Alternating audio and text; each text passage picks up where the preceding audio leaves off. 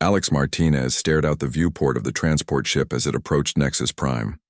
The massive space station looked like a glowing jewel against the darkness of space, its many rings spinning slowly to create gravity for the thousands of alien species that called it home. Alex took a deep breath. In just a few minutes, he would become the first human to attend the Galactic Academy of Sciences and Arts. "Nervous?" asked Captain Ryla, the blue-skinned pilot who had been his only company for the 3-week journey from Earth. "A little," Alex admitted. "I never thought I'd be the one picked for this." Captain Ryla's face wrinkled in what Alex had learned was her species' version of a smile. "You'll do fine. Just remember that most of them have never met a human before. They might ask strange questions." Alex nodded. Growing up in rural Colorado had taught him to be tough, but nothing could have prepared him for representing his entire planet. His selection for the exchange program had been a surprise to everyone, including himself.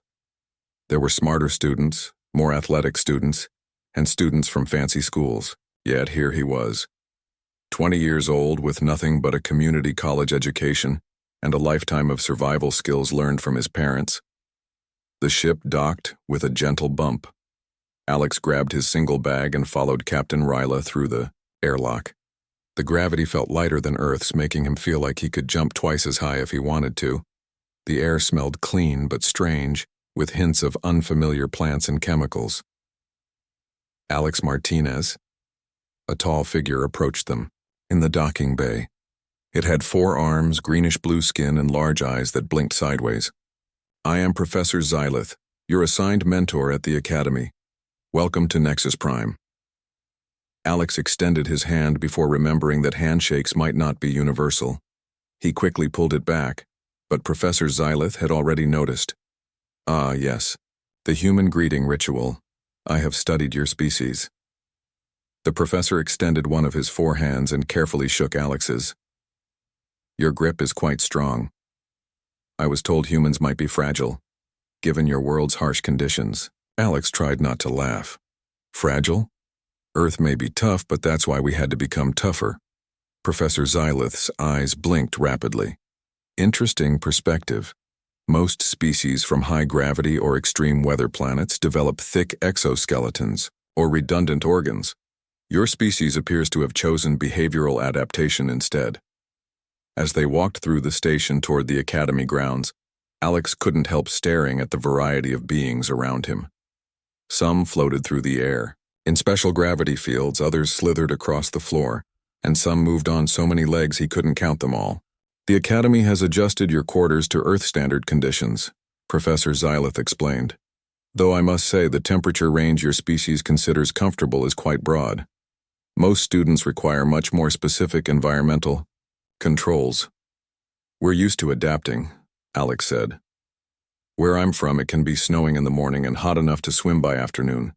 The professor stopped walking. "In the same location? Within hours?" "Sure, mountain weather is unpredictable." "And you survive these rapid changes?" "We put on a jacket or take it off," Alex shrugged. "It's not a big deal." Professor Xylith made a note on his tablet. "Fascinating. Your species' temperature adaptation is more impressive than our research suggested." They arrived at a large circular building with a crystal dome. Inside, students of all shapes and sizes moved between classrooms. Many stopped to stare at Alex, some with multiple eyes, others with sensory organs he couldn't even recognize. "These will be your classmates," Professor Xylith said.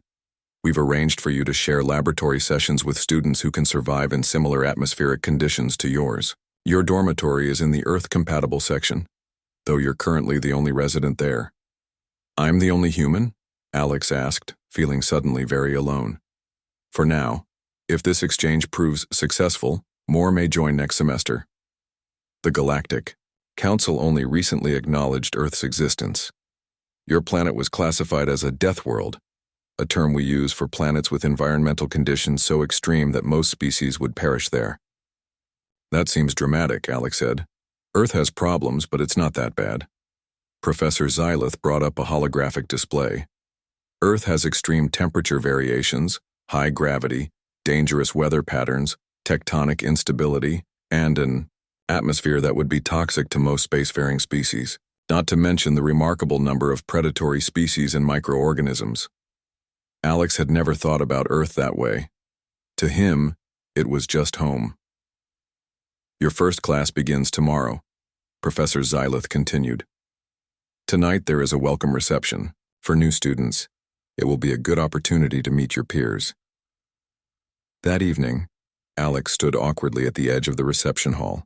The food looked strange. Glowing orbs, writhing tentacles, and what appeared to be rocks in various colors. He wasn't sure what was safe for humans to eat. "You must be the Earth student," said a voice beside him. Alex turned to see a being that looked like a collection of translucent crystals floating inside a containment field. "I am Kira, third cycle student from Luminex, Alex Martinez. Nice to meet you." "Is it true that your world has liquid water falling from the sky?" Kira asked, her crystals glowing with what might have been excitement. "You mean rain?" "Yeah, that's normal. And you just stand in it without dissolving?" Alex laughed. "We actually enjoy it sometimes. Kids play in the rain. Some people find the sound relaxing." Another student joined them, this one tall and bulky with rough gray skin that looked like stone. "I am Vorn. My species evolved on a gas giant moon. We heard your world has something called earthquakes where the ground moves beneath you." "They happen sometimes," Alex confirmed. "My town had a small one last year, knocked some books off shelves." "And you survived this?" Vorn sounded genuinely impressed. "It wasn't that serious. Big ones can cause damage, but most aren't dangerous if buildings are made right." More students gathered around Alex as word spread about the human from Earth. Each question surprised him more than the last. "You sleep for a third of each day? Voluntarily? Your planet has thousands of species that can kill you with a single bite? You drink water with bacteria in it? You expose your skin to radiation from your sun on purpose?" By the end of the night, Alex realized that the everyday realities of Earth life were considered extreme survival stories to most of the galaxy. As he walked back to his dormitory, he wondered what other normal human experiences might shock his new classmates. Tomorrow would be his first real day at the academy, and Alex couldn't help but smile. If they were impressed by rain and earthquakes, wait until they heard about camping, skiing, and swimming in the ocean. Maybe being from a Deathworld wasn't such a disadvantage after all. Alex woke up to the soft chime of his room's alarm system.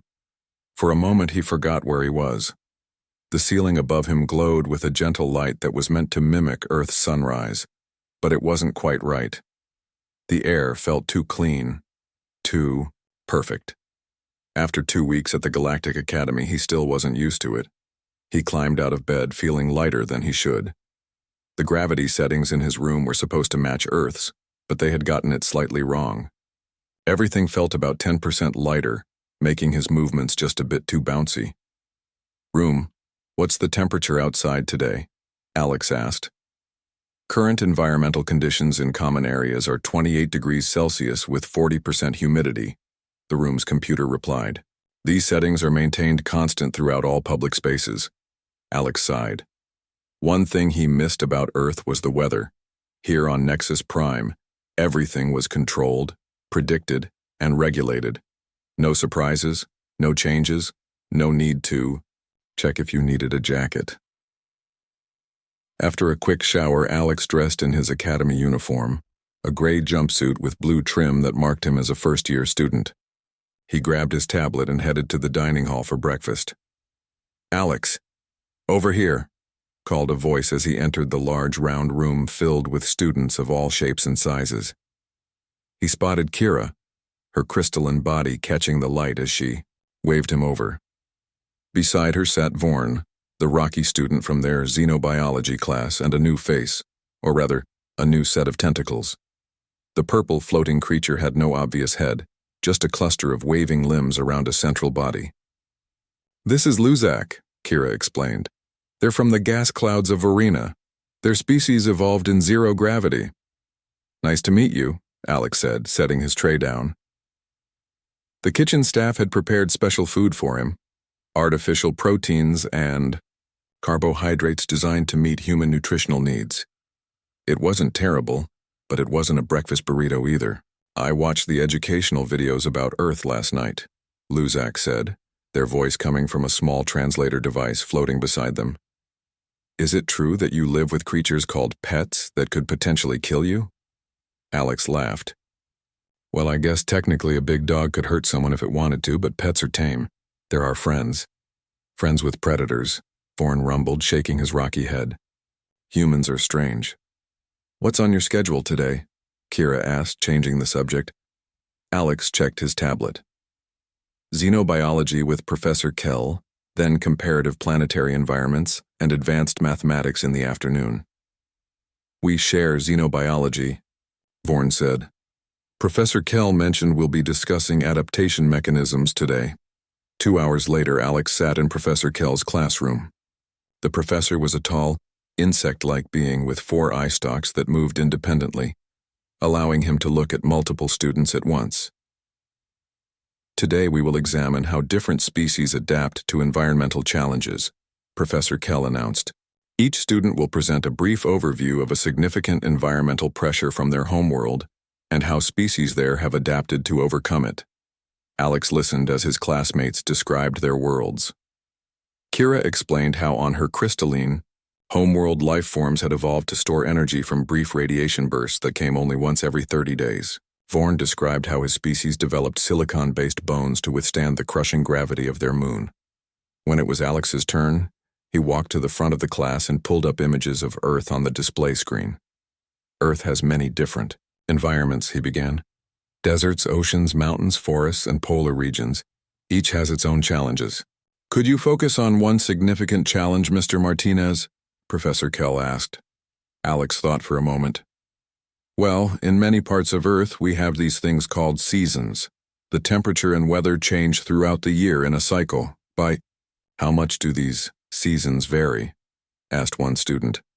Where I grew up in Colorado, summer temperatures could reach about 30 degrees Celsius, but winter could drop to -20 degrees Celsius or colder. The classroom erupted in murmurs. Professor Kell's eye stalks all focused on Alex at once. Mr. Martinez, you're claiming a temperature variation of 50 degrees within a single location, and life forms survive this? Yes, we just adapt. Plants go dormant in winter. Some animals hibernate or migrate. Humans use clothing, heating, and shelter. What happens if these technologies fail? Another student asked. Alex shrugged. You deal with it. One winter when I was 12, our heating system broke during a snowstorm. The repairman couldn't reach us for 3 days. My dad got the fireplace going. We all slept in the living room and we melted snow for water when the pipes froze. The classroom fell completely silent. Even Professor Kell seemed too shocked to speak. You melted frozen precipitation to drink? Kira finally asked, her crystals dulling in what Alex had learned was an expression of horror. It was just snow. Clean snow is just frozen water, Alex explained. It's not a big deal. Kids eat snow for fun sometimes.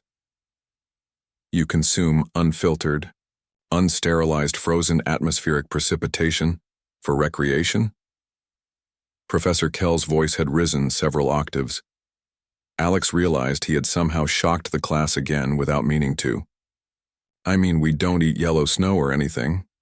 Yellow snow? Vorn asked. Never mind, Alex said quickly. The point is, Earth species adapt to seasonal changes. Humans adapt through technology and behavior, not just biology. The discussion continued, but Alex noticed his classmates looking at him differently now. Some with concern, others with what might have been respect. After class, Professor Kell asked Alex to stay behind. The tall alien regarded him with all 4 eye stalks. Mr. Martinez, I must say your presentation today was enlightening. I had read the reports classifying Earth as a death world, but I assumed they were exaggerated. It's really not that bad, Alex insisted. A world where the very environment transforms multiple times per year, where water falls from the sky, solidifies on the ground, and then liquefies again, where tectonic plates constantly shift and where thousands of potentially lethal species coexist with sentient life. Professor Kell's eye stalks waved in agitation. And yet you describe these conditions as not that bad. Alex didn't know what to say. Earth was just Earth. I believe, Professor Kell continued, that you have much to teach us about adaptation and resilience. Perhaps more than we have to teach you. I look forward to your next presentation. As Alex left the classroom, he noticed a group of students from other classes waiting in the hallway, watching him with curious eyes, tentacles, and sensory organs. Is it true you survived 3 days in sub-freezing temperatures? One of them asked. Are humans really immune to most forms of radiation? Can you really drink any kind of water? Alex sighed. Somehow he had become a celebrity overnight.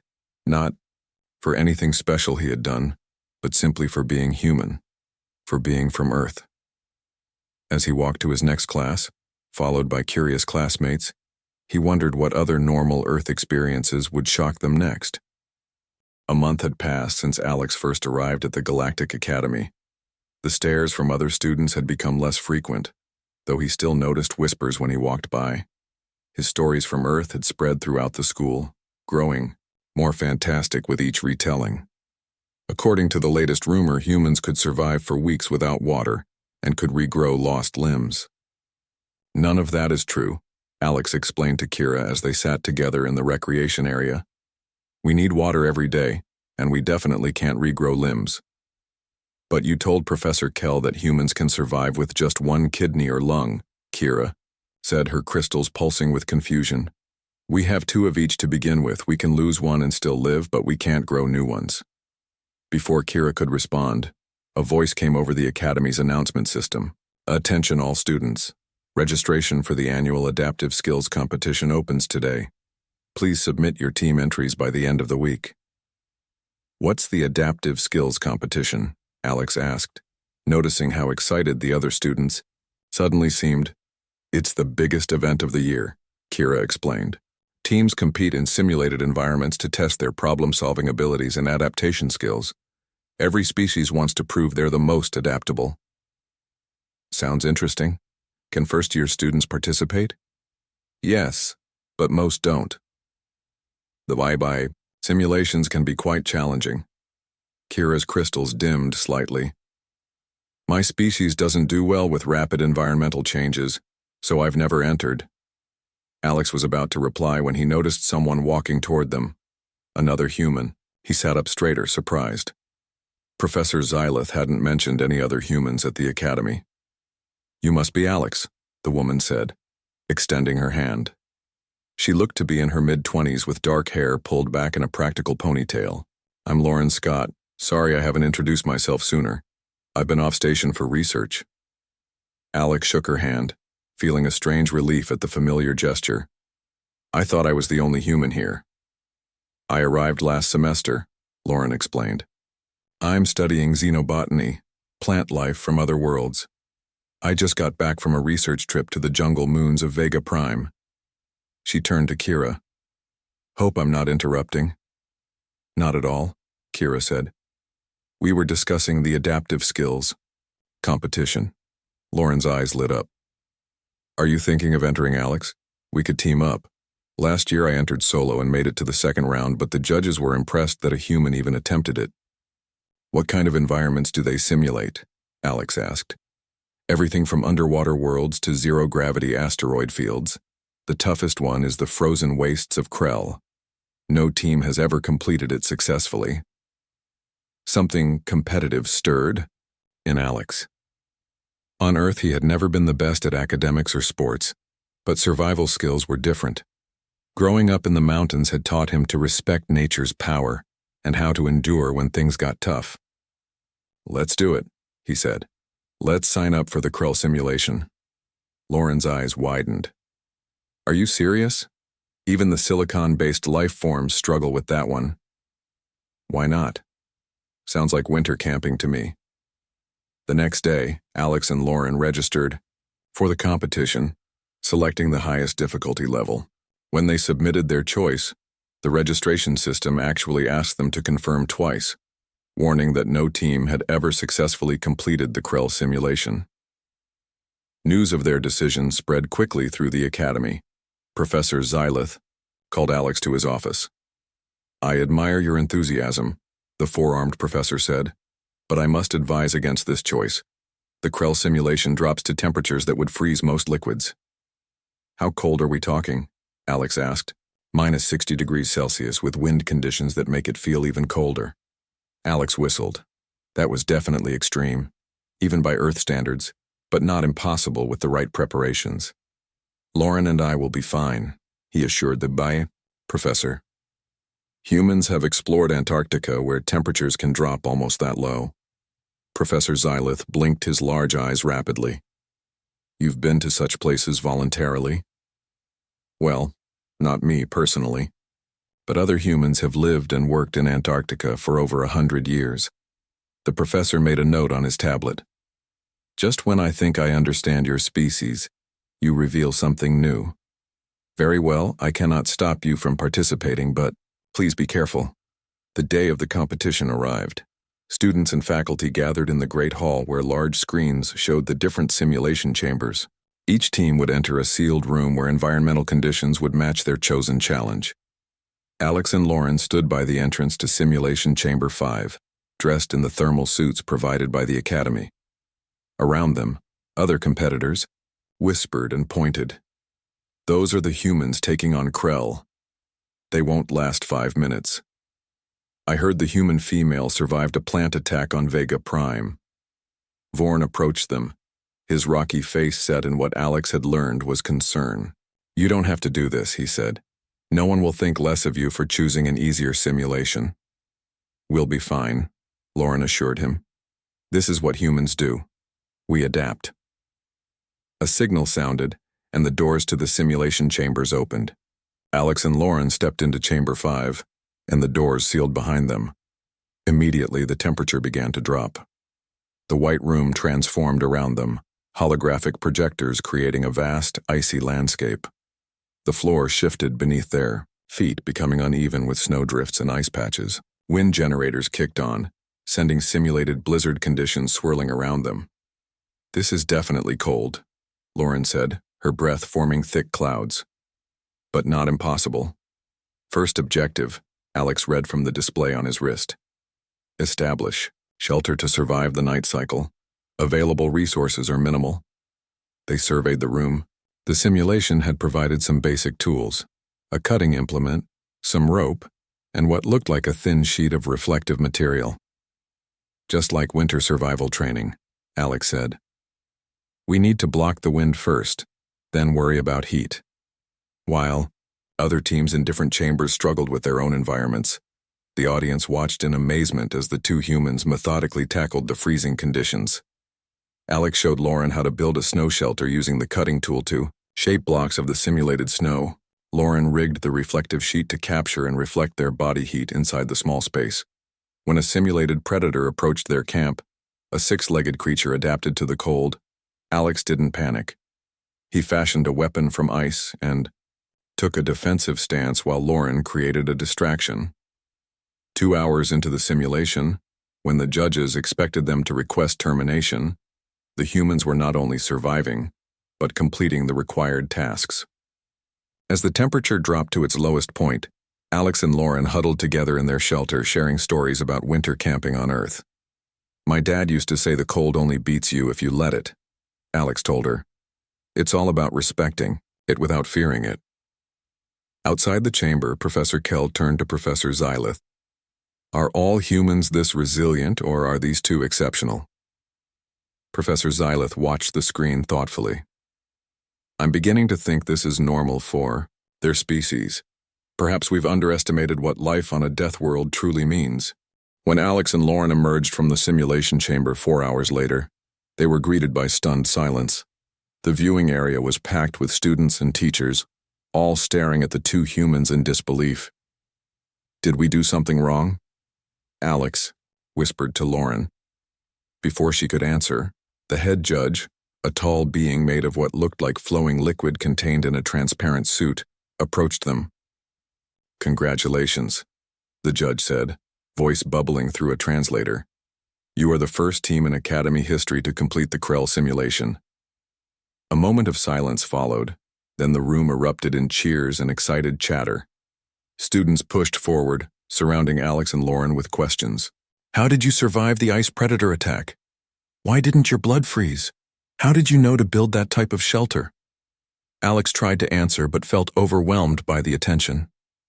Professor Xylith stepped in, creating space around the humans. Let them rest, he instructed the crowd. They've just endured extreme conditions. As the crowd reluctantly backed away, Kira floated up to them, her crystals glowing brighter than Alex had ever seen. That was amazing, she said. Everyone is talking about it. The Krell simulation has been unbeatable for 12 years. It wasn't that bad, Lauren said with a shrug. The cold was intense, but we've both experienced similar conditions on Earth. Vorn joined them, his rocky face set in what Alex now recognized as an expression of respect. The Academy Director wants to see you both, he rumbled. Now. Director Phylox's office was at the top of the central tower. The room was designed to accommodate any species, with various gravity settings and atmospheric bubbles. The director herself was a being of pure energy contained within a specialized suit. As Alex and Lauren entered, she floated toward them. Please sit, she said, gesturing to chairs that adjusted themselves to human proportions. What you accomplished today is remarkable. Thank you, Lauren said. But really, we were just applying basic survival skills from Earth. That's precisely what interests me, Director Phylox said, her energy form pulsing. From your perspective, these were basic skills. Yet you survived conditions that our most durable species find impossible. She activated a holographic display showing Earth. When we classified your planet as a Deathworld, we believed your species survived through technology alone.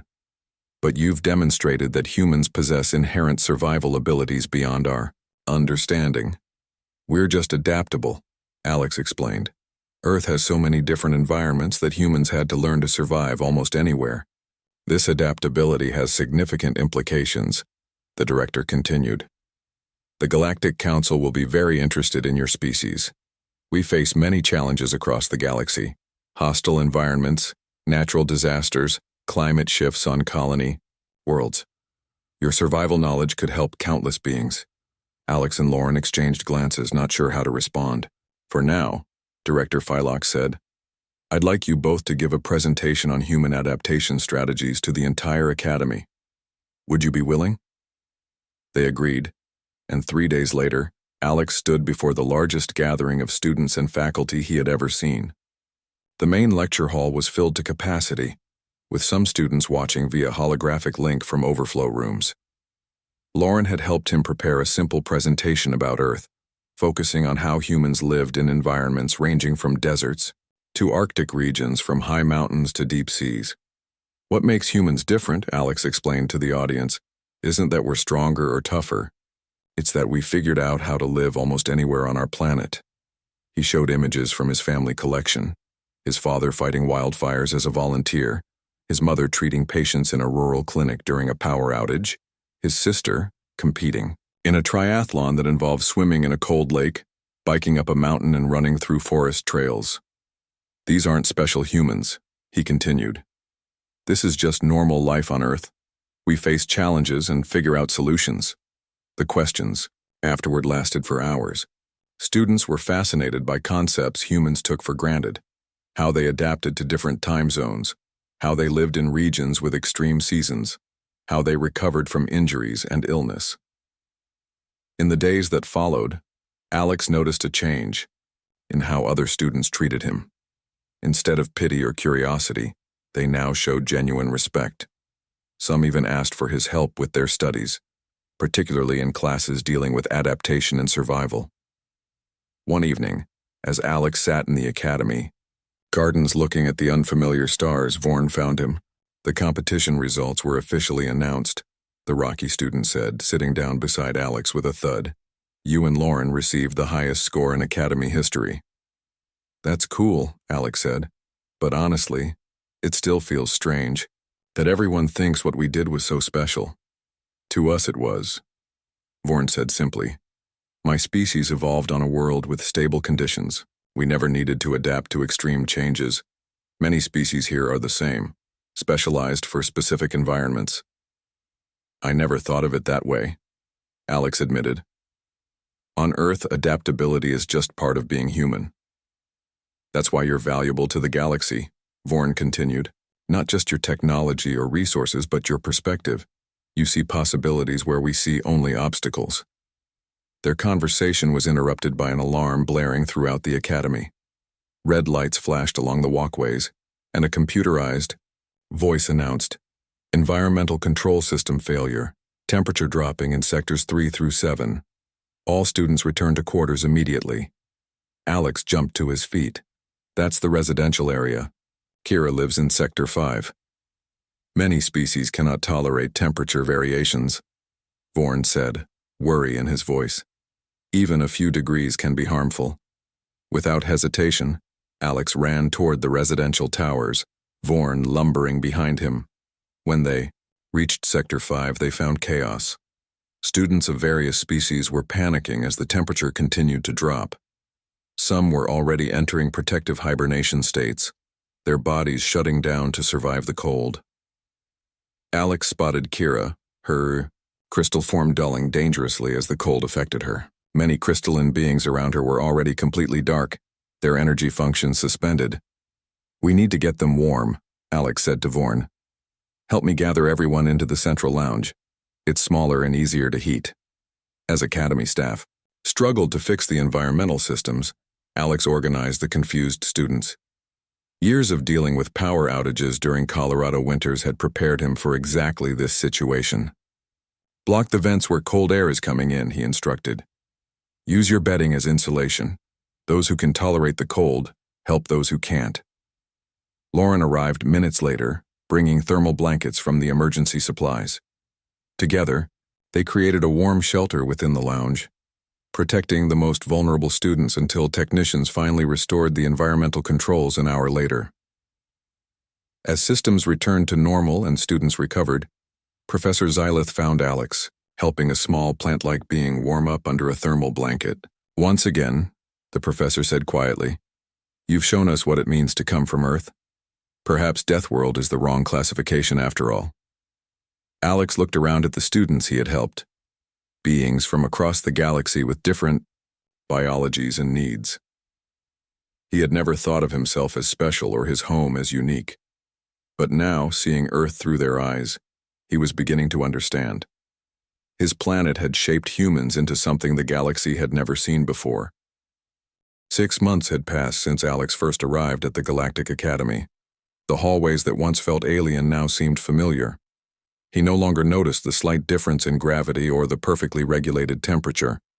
What had once been strange had become normal.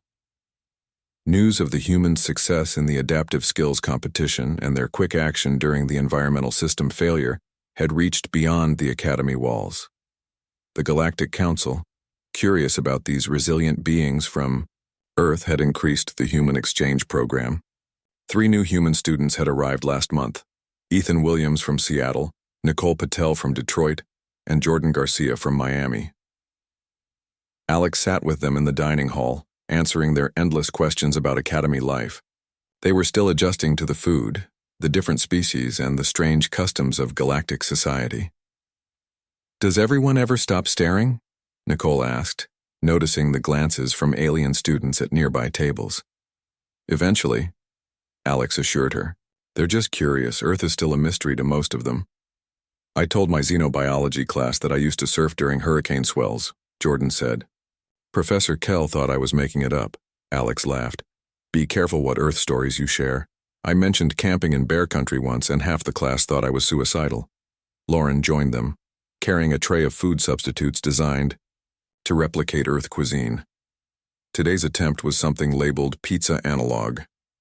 "The council representatives are still here," she said quietly.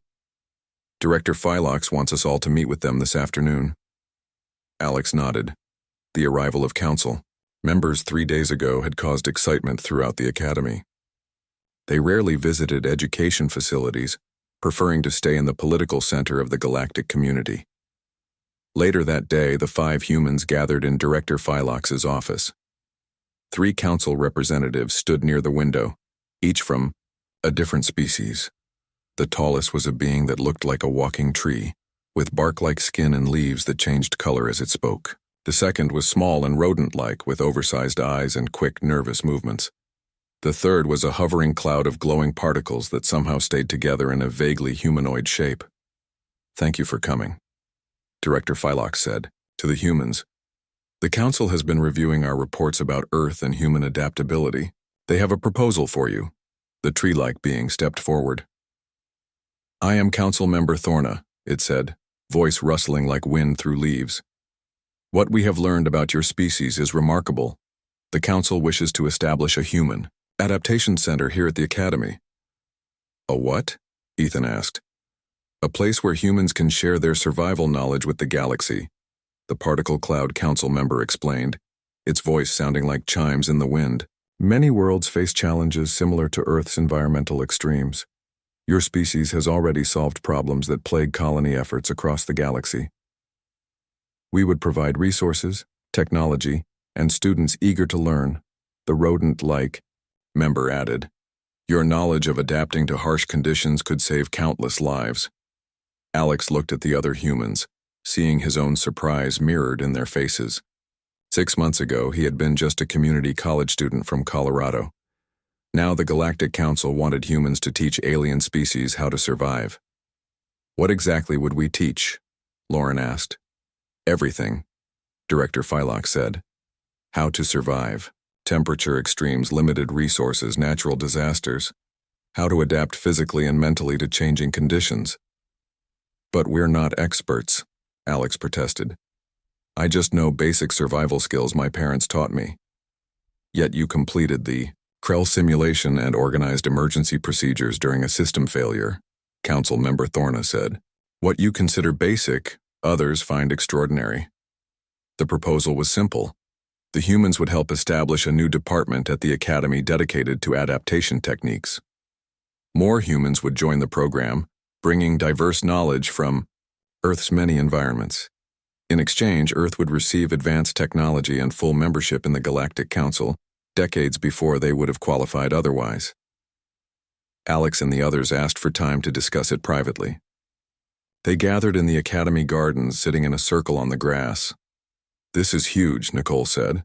"We'd be responsible for representing all of humanity." "I'm not sure I'm qualified for this," Ethan admitted. "I just applied to the exchange program because I wanted to see space." Alex looked up at the stars visible through the garden's clear dome. Somewhere out there was Earth, still spinning with its oceans and mountains, its deserts and forests, its billions of people going about their lives, unaware that their everyday survival skills were considered extraordinary by the rest of the galaxy. "Maybe that's the point," he said slowly. "We aren't special. We're just average humans who grew up in a world that made us tough without us even realizing it. That's what they need to learn, not just specific techniques, but the mindset that comes from living on Earth." The next day, they presented their answer to the Council. They would help establish the Human Adaptation Center, but with a condition. It would include regular visits to Earth for alien students to experience firsthand the environments that had shaped humanity.